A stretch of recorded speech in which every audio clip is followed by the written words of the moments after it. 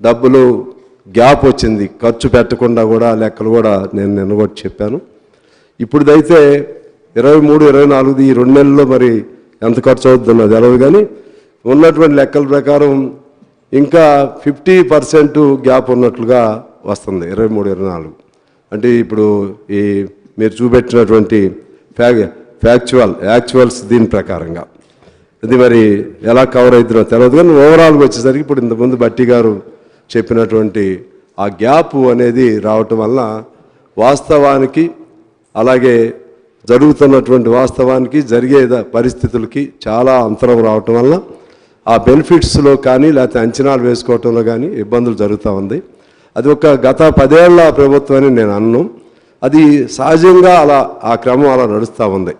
బడ్జెట్లు బాగా ఎక్కువ చూపెట్టడం, ఆచరణలోకి వచ్చేసరికి విఫలం అవ్వటం, దాని ద్వారా మనం వేసుకున్నటువంటి అంచనాలు అందుకోలేకపోవటం, ప్రజల్లో అసంతృప్తి రావటం, ఆ బడ్జెట్లో అనేక పథకాలు చూపెట్టడం, ఆ పథకాలు అమలు చేయకపోవటం వలన ఆ ప్రజలకి కోపానికి ఆగ్రహానికి గురవటం, వాళ్ళు తిరిగి ప్రభుత్వం మీద మరల ఎన్నికల సమయంలో ఆ ఆగ్రహం చూపెట్టడం.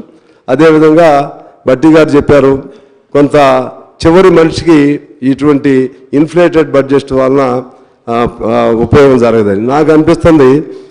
అది ఇన్ఫ్లేటెడ్ అయినా లేకపోతే వాస్తవానికి దగ్గర ఉన్న బడ్జెట్ అయినా మీరు చెప్పినట్లుగా జీతాలు ఇవ్వాల్సిందే, లేకపోతే ట్యాక్సులు కట్టాల్సిందే, లేకపోతే బకాయిలు తీర్చాల్సిందే. అందుకని ఇన్ఫ్లేటెడా లేకపోతే రియలిస్టిక్ బడ్జెట్ అనే పాయింట్ కాదు. మీరు రియలిస్టిక్ బడ్జెట్ అయినా ఇవన్నీ కట్టాల్సిందే. ఇవన్నీ అయిన తర్వాత మళ్ళీ మిగిలితే కదా ఇంకేదైనా చేయాల్సింది. ఇవి తప్పించుకోవడం అయితే కుదరదు కదా. అందువలన మనం ఆదాయ వనరుల్ని ఎలా పెంచుకుంటారనేది దాని మీద మనం ప్రధానంగా కేంద్రీకరణ ఉండాలి. అదే పద్ధతుల్లో ఇప్పుడు వారు చెప్పినట్లుగా 5-6% గ్యాప్ అయితే పెద్దగా ఇబ్బంది ఉండదు, మనల్ని నమ్ముతారు కూడా.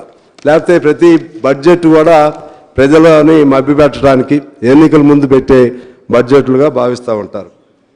తర్వాత నేను కొన్ని విషయాలు చెప్పాను, మా బట్టి గారు లేరు, బహుశా గమనంలో తీసుకోలేదేమో తెలియదు, మరి లేకపోతే స్నేహితుడు అనుకున్నారు తెలియదు, నాకేం సమాధానం చెప్పలేదు, వివరణ ఇవ్వలేదు. ఎందువల్లంటే నేను చాలా మౌలికమైన ప్రశ్న నేను రైజ్ చేశాను. ఇలా ఎప్పుడు ఈ బడ్జెట్స్ అనేది ఒక క్రతువులాగా, ఒక సాంప్రదాయంలాగా ఉంది. దీనికి ఎక్కడో చోట రెవల్యూషనరీ చేంజ్ రావాలి. బడ్జెట్ ఫలితాలు చివరి మనిషికి అందాలి. దాని ప్రకారంగా అసలు రాష్ట్రంలో పేదవాళ్ళు ఎంతమంది ఉన్నారు, అలాగే సెంటుగుంట భూమి లేని వాళ్ళు ఎంతమంది ఉన్నారు, సొంత ఇల్లు లేని వాళ్ళు ఎంతమంది ఉన్నారు, అలాగే కాంట్రాక్ట్ కార్మికులు ఎంతమంది ఉన్నారు, అవుట్సోర్సింగ్ కార్మికులు ఎంతమంది ఉన్నారు, ఇలా ఇవన్నీ లెక్కలు తీయాలి.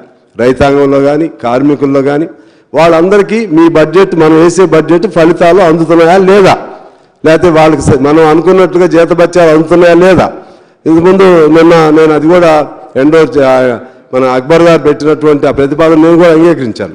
అవన్నీ తీయాలి. దాని మీద ఒక షార్ట్ డిస్కషనా లేకపోతే వన్ డే డిస్కషన్ జరుగుతుందా, జరిగి అందులో వారేమో 6 గ్యారంటీలకు చెప్పారు. నేనేమంటున్నానంటే ప్రతి మనిషికి కూడా చివరికి వచ్చేసరికి ఓ పిఎఫ్, ప్రభుత్వ ఉద్యోగస్తులు రిటైర్డ్ ఉద్యోగస్తులకి లేకపోతే సంఘటిత ఉద్యోగస్తులకి ఎలా పిఎఫ్ ఇస్తారో ఆ విధంగా ఇన్సూరెన్స్ కంపెనీలని లేకపోతే ప్రావిడెంట్ ఫండ్లు ప్రొవైడ్ చేయడం ద్వారా by the time of their retirement of their work, అది whether it is a private worker or government employee, on par with government employees. Particularly I'm mentioning about private workers సంబంధించి రేపు దిగిపోయిన తర్వాత వాడికి ఒక ఇల్లు ఉండాలి.